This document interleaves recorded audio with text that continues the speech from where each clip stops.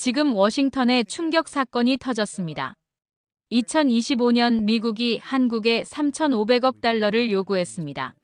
하지만 충격적인 사실은 회의가 끝나기도 전에 서울에서 700조 AI 동맹이 발표됐다는 점입니다.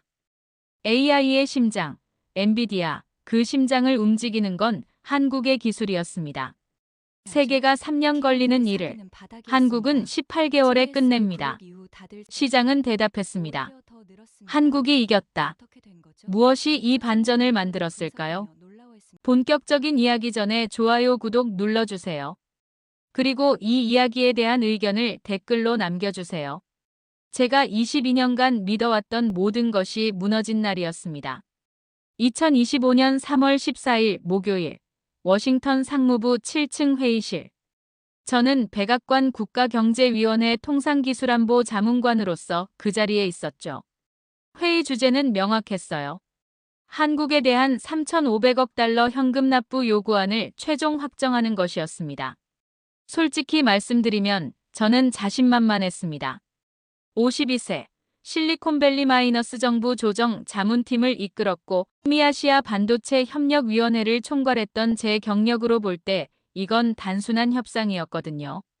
한국은 우리의 안보 우산 아래 있고 미국 시장에 의존하는 나라 아니겠어요? 그렇게 생각했습니다. 회의실 공기는 무거웠습니다. 상무장관이 파일을 펼치며 말했죠.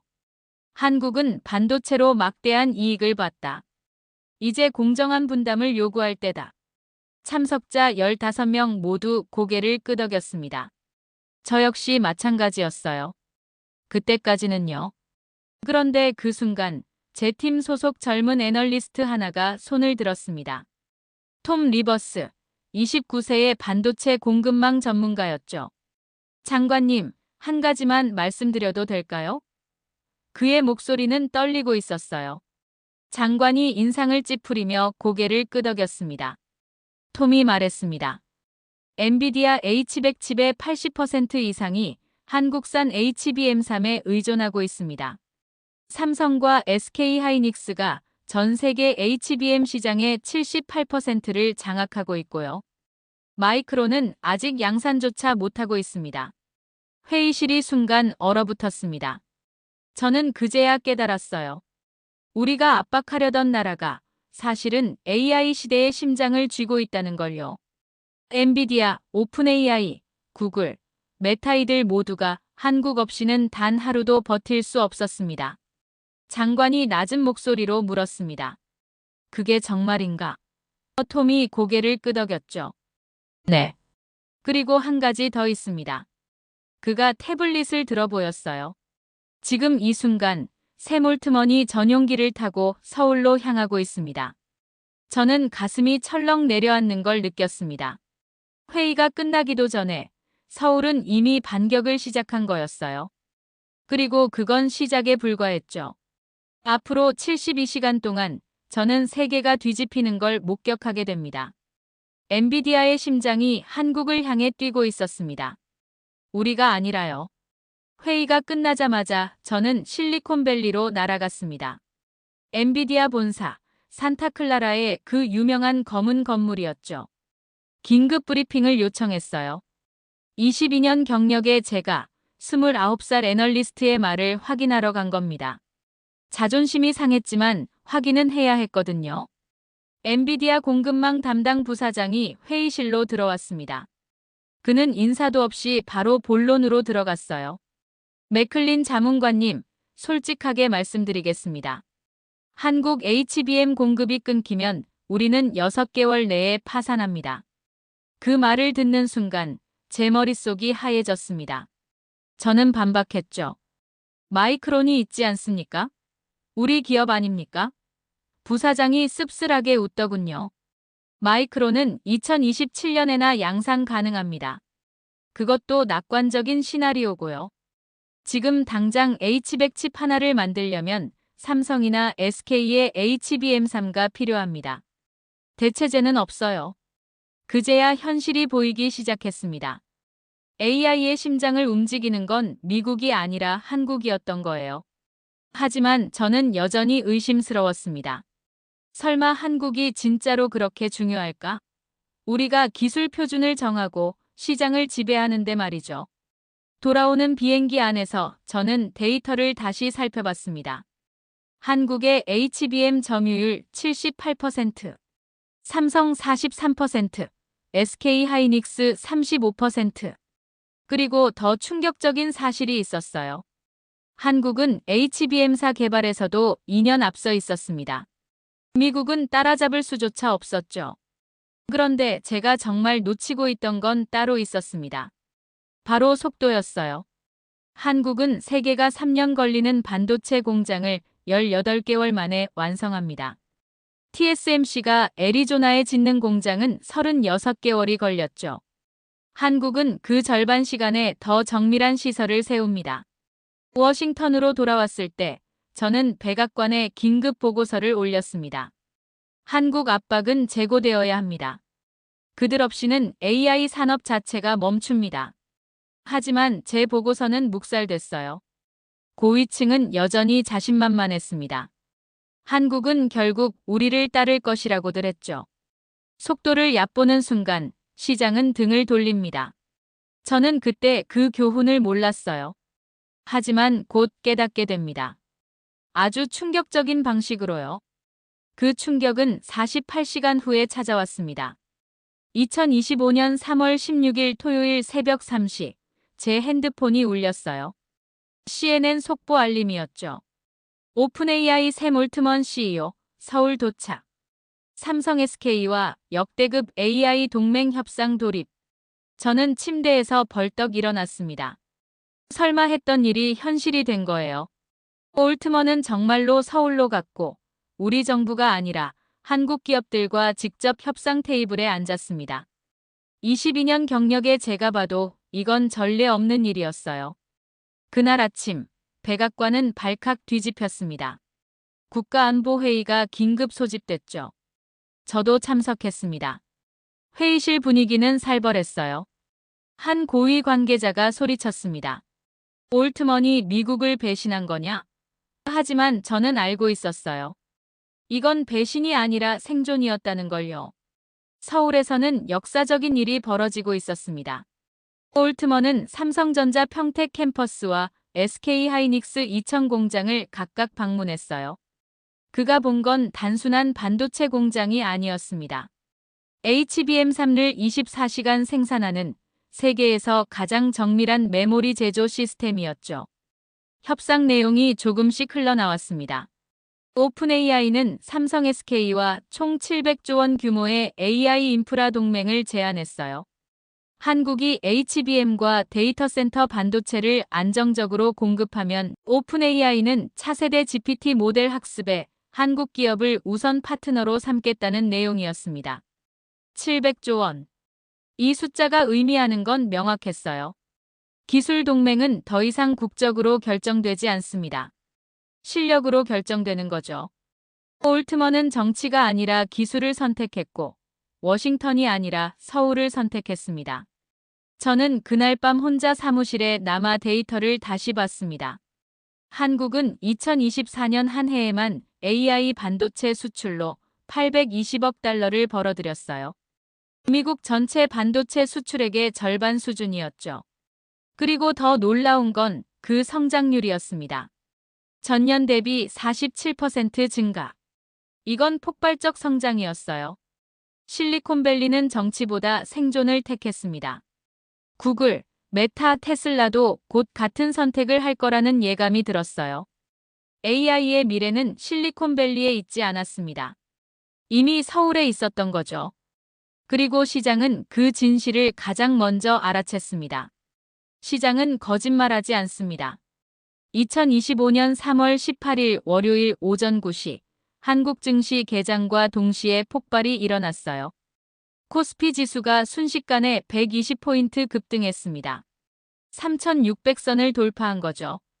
저는 워싱턴 사무실에서 실시간 차트를 보며 입을 다물 수가 없었습니다. 삼성전자 주가는 8만 원에서 9만 2천 원으로 치솟았어요. 15% 상승이었죠. SK하이닉스는 더 극적이었습니다. 18만 원에서 21만 5천 원까지 올랐거든요. 거의 20% 급등이었습니다. 외국인 투자자들이 3조 원어치를 순매수했어요. 단 하루 만에요. 저는 그 순간 깨달았습니다. 72시간 만에 세계가 뒤집혔다는 걸요. 올트먼의 서울행부터 시작된 이 파장은 이제 돌이킬 수 없는 현실이 되었습니다. 시장은 이미 판결을 내렸어요. 한국이 이겼다고요. 백악관은 혼란에 빠졌습니다. 국가안보보좌관이 긴급 기자회견을 열었지만 기자들의 질문은 거칠었어요. 미국은 AI 경쟁에서 한국에 뒤처진 건가요? 왜 실리콘밸리는 워싱턴이 아니라 서울을 선택했나요? 대답은 궁색했습니다. 우리는 여전히 기술 표준을 주도하고 있다는 식이었죠. 하지만 시장은 그런 말을 믿지 않았어요. 더 큰 충격은 그 다음 날 왔습니다.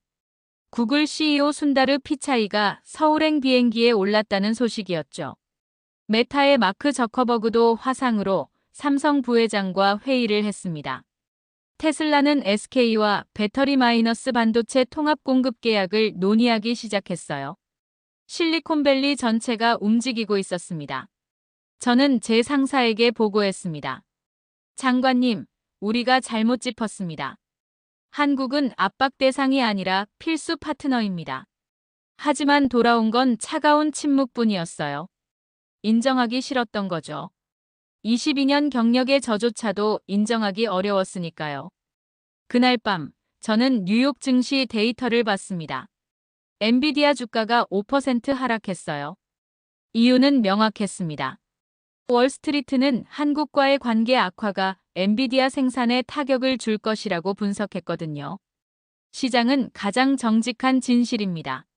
정치적 수사가 아니라 공급망의 현실을 반영하는 거죠. 72시간 동안 저는 경외와 공포를 동시에 느꼈습니다. 한국이 이렇게 빠르게, 이렇게 결정적으로 움직일 줄은 몰랐거든요. 그런데 더 놀라운 사실이 있었습니다. 이 모든 게 단순한 기술력이 아니었다는 거예요. 한국에겐 우리가 결코 따라잡을 수 없는 무기가 있었습니다. 그 무기의 정체를 알게 된 건 엔비디아 CEO 젠슨 황의 인터뷰 때문이었습니다. 2025년 3월 20일 그가 CNBC에 출연해서 한 말이 저를 완전히 뒤흔들었어요. 한국 기업들의 시간 개념은 다릅니다. 그들은 시간을 무기로 씁니다. 저는 그 인터뷰를 사무실에서 봤습니다. 젠슨 황이 계속 말했죠.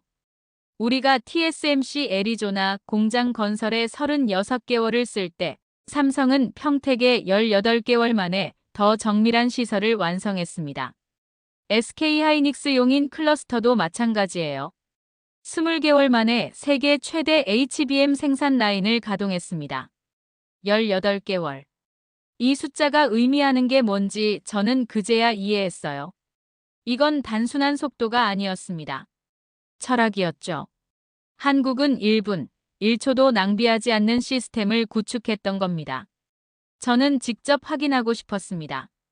그래서 제 팀과 함께 서울로 날아갔어요. 2025년 3월 23일, 저희는 삼성전자 평택 캠퍼스를 방문했습니다. 가이드를 맡은 삼성 상무가 저희를 공장 내부로 안내했죠. 그곳에서 본 광경은 충격 그 자체였습니다. 24시간 3교대로 돌아가는 HBM3 생산 라인. 1나노미터 오차도 허용하지 않는 정밀 시스템. 그리고 무엇보다 놀라웠던 건 모든 프로세스가 실시간으로 최적화되고 있다는 점이었어요. 삼성 상무가 설명했습니다. 저희는 공정 하나하나의 목표 시간을 정합니다. 그 시간을 1분이라도 단축하면 전체 생산성이 올라가거든요. 18개월 공장 건설도 마찬가지입니다. 설계 마이너스 착공 마이너스 완공을 동시에 진행해요. 순차적이 아니라 병렬적으로요. 저는 질문했습니다. 그럼 오류는 어떻게 관리합니까? 그가 미소 지으며 답했어요. 오류를 사후에 수정하는 게 아니라 사전에 차단합니다. 시뮬레이션을 3,000번 이상 돌리고 검증된 프로세스만 현장에 투입하죠. 그래서 빠르면서도 정확한 겁니다. 그때 저는 깨달았습니다. 한국의 속도는 무모함이 아니라 치밀함에서 나온다는 걸요. 그들은 1분을 낭비하지 않지만 동시에 1mm의 오차도 허용하지 않습니다. 이게 진짜 K-엔지니어링의 본질이었어요. SK 하이닉스 이천 공장도 비슷했습니다. 거기서 만난 엔지니어가 말했죠. 속도는 권력입니다. 고객이 6개월 후에 필요하다고 하면 저희는 4개월에 납품해요. 그러면 다음에도 저희를 찾습니다. 간단하지만 강력한 논리였습니다. 한국은 시간을 무기로 썼습니다. 그리고 그 무기 앞에서 미국의 기술 표준도, 정치적 압박도 무력했어요. 시장은 가장 빠르고 정확한 곳을 선택하니까요. 서울에서 돌아온 다음 날, 백악관은 폭발 직전이었습니다. 2025년 3월 26일, 국가안보회의 특별회의가 소집됐어요. 저도 참석했죠. 회의실 분위기는 살벌했습니다. 강경파들이 목소리를 높였어요. 한국에 더 강한 압박을 가해야 합니다. 이대로 두면 우리 주도권이 완전히 무너집니다. 저는 그 순간 입을 열었습니다. 장관님들, 한국을 밀면 우리가 잃는 건 실리콘밸리입니다. 회의실이 조용해졌어요.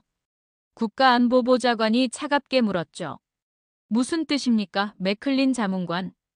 저는 제가 준비한 보고서를 펼쳤습니다. 엔비디아는 한국 HBM 없이 6개월도 버틸 수 없습니다. 구글의 TPU, 메타의 AI 칩, 테슬라의 자율주행 칩 모두 마찬가지예요. 한국을 압박하면 이들 기업이 먼저 반발할 겁니다. 제 말이 끝나기도 전에 한 고위 관계자가 소리쳤어요. 그럼 우리가 기업에 굴복하란 말입니까? 그날 오후, 제 예측은 현실이 됐습니다. 실리콘밸리 5대 기업 CEO들이 공동 성명을 발표한 거예요. 엔비디아, 구글, 메타, 애플, 테슬라. 그들은 단 한 문장으로 입장을 정리했습니다. 한국과의 기술 협력은 미국 AI 산업의 생명줄입니다. 정치적 고려로 이를 훼손해선 안 됩니다. 가슴이 철렁 내려앉았습니다. 22년 경력 동안 저는 이런 공개적 반발을 본 적이 없었거든요. 실리콘밸리가 워싱턴에 정면으로 맞선 겁니다. 정치보다 생존을, 구호보다 공급을 선택한 거죠. 월스트리트도 움직였습니다. 주요 투자은행들이 분석 보고서를 쏟아냈어요.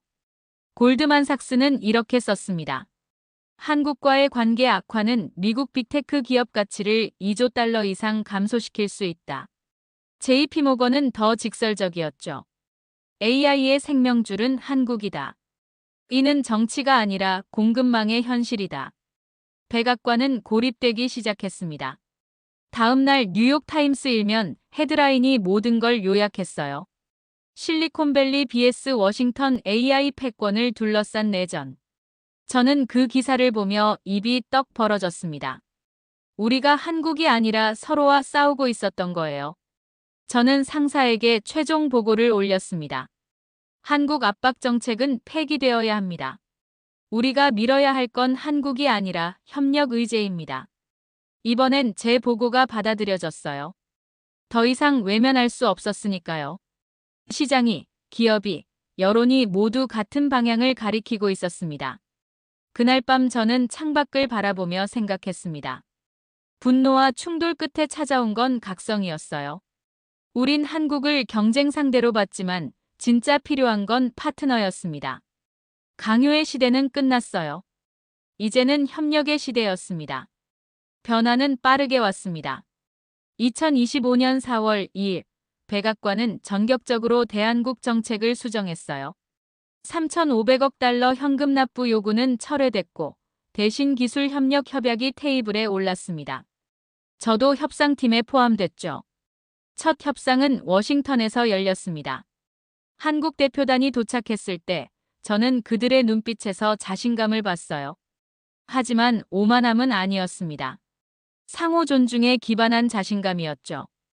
쉽게 말씀드리면 그들은 이미 승자였지만 상대를 깎아내리지 않았습니다. 협상은 놀랍도록 순조로웠어요. 미국은 한국산 반도체에 대한 관세를 단계적으로 완화하기로 했습니다.